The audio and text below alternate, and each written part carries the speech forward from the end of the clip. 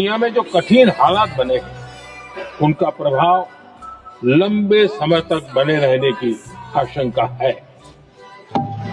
हम कोरोना के समय भी एकजुटता से ऐसी चुनौतियों का सामना कर चुके हैं। अब हमें फिर से उसी तरह तैयार रहने की आवश्यकता है। धीरज के साथ, संयम के साथ, शांत मन से हमें हर चुनौती का मुकाबला करना। नमस्कार आप सभी को, मैं आपका कृष्णा। और वैसे लॉन्ग टर्म वीडियो मैं बनाता नहीं हूँ, लेकिन मैं काफ़ी सोचने के बाद ही बनाया है, क्योंकि हमारे देश में जिस तरीके के हालात चल रहे हैं, आपको जान के बहुत खुशी होगी कि कहीं महीनों के बाद, कहीं दिनों के बाद हमारे देश के प्रधानमंत्री पीएम जो कि नरेंद्र मोदी जी हैं, उन्होंने पार्लियामेंट में कुछ बोला है। तो आइए उनके बारे में थोड़ा सा हम आपको जानकारी देते हैं बिना समय गवाए। मैं आपको जो भी बताऊंगा, ऐसी चीज़ें बताऊंगा जो कि आपके डिस्प्ले में कुछ नज़र नहीं आएगी, जैसे किसी की फ़ोटो, बैकग्राउंड म्यूजिक, या फिर आपको ये दिखाया जाए। आप ये मान लीजिए कि अगर मैं कुछ बोल रहा हूँ तो वो 100% सही है, बस उस हिसाब से आप मेरी वीडियो को देख लेना।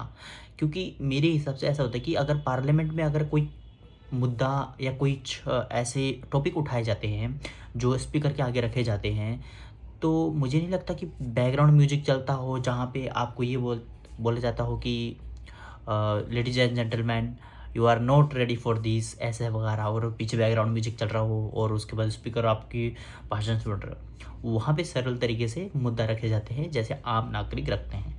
जब वो अपलोडिंग करते हैं फेसबुक, इंस्टा, यूट्यूब पे, तो थोड़ा सा बैकग्राउंड म्यूजिक के साथ वो अपनी वीडियो को थोड़ा दिलचस्प बनाने की कोशिश करते हैं।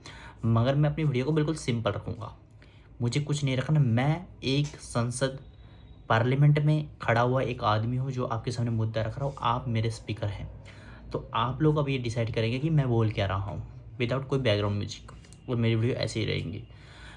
नरेंद्र मोदी जी ने ये बोला है कि जिस तरीके के हालात अभी इंडिया में चल रहे हैं, उसको देखते हुए हमें बहुत बुरा लग रहा है, ठीक है। और दूसरी बात उन्होंने ये भी बोली है कि ये जो समस्या है, ये 2020 की कोरोना, 2021 की कोरोना के साथ तुलना किया गया है। अब इतने में मेरी थोड़ी सी सोच ये ख़राब हो गई कि 2020 में लॉकडाउन लग गया था, कोरोना थाली पीटी थी, हमने दिए जलाए थे, हमने अपने मोबाइल के लाइट जला के पागलों की तरह ऐसे ऐसे कर रहे थे। अब मैं ये सोच रहा हूँ कि अगर वो दिन पुराने वापसी आ गए, तो सबसे पहले मैं उन लोगों को कहना चाहता हूँ जो सबसे ज़्यादा खर्च करते हैं। सुन लो भाई, पहली बात तो खरीदना बंद करो सामान। जो तुम फालतू के सामान नहीं खरीदते हो, OLX हो गया, चाहे वो तुम्हारा फ्लिपकार्ट, अमेजोन, किसी भी प्लेटफॉर्म से, या तुम ऑफलाइन भी कर रहे हो, कुछ बकवास चीज़ें खरीद रहे हो, हेडफोन खरीद लिया, कुछ खरीद लिया, बंद कर दो। क्योंकि जिस तरीके के हालात है देश में, कभी भी कुछ हो सकता है, ठीक है। दूसरी बात, मैं आपको डरा नहीं रहा हूँ, अब सूचना दे रहा हूँ। अगर आपको ऐसा लगता है कि आप डर रहे हो मेरी वीडियो से, चले जाओ, अभी क्या भी कह रहा हूँ। मैं दूसरी बात ये कहना चाहता हूँ कि अपने घर में राशन वगैरह पूरा कंप्लीट रखो। क्या पता किस दिन नरेंद्र मोदी जी रात को 8 बजे के बोले भाइयों और बहनों, और जब भी वो भाई और बहनों बोलते तो लंका लग जाती है भाई। मैं तो भाई मैंने देखा है। दूसरी बात हो चुकी, तीसरी बात मैं आपको ये बताना चाहता हूँ कि जितनी हो सके अपने पास पैसे रखो, ATM से निकाल के थोड़ा पैसे रखो, सेविंग, है ना। फालतू खर्चे मत करो, सिचुएशन कभी भी ख़राब हो सकती है। क्योंकि नरेंद्र मोदी जी ने जब 2019 और 20 की बात करी, किसकी बात करी, कोरोना टाइम की बात करी, तो थोड़ा सा डर का माहौल है। क्योंकि वो वैसे तो बोलते नहीं है, और जब बोलते हैं इतनी सी बात बोलते हैं और इतना बड़ा लफड़ा हो जाता है। और मेरे को अभी काफ़ी दुख हो रहा है ये देख कर कि हमारा देश किसी और देश के ऊपर डिपेंड है।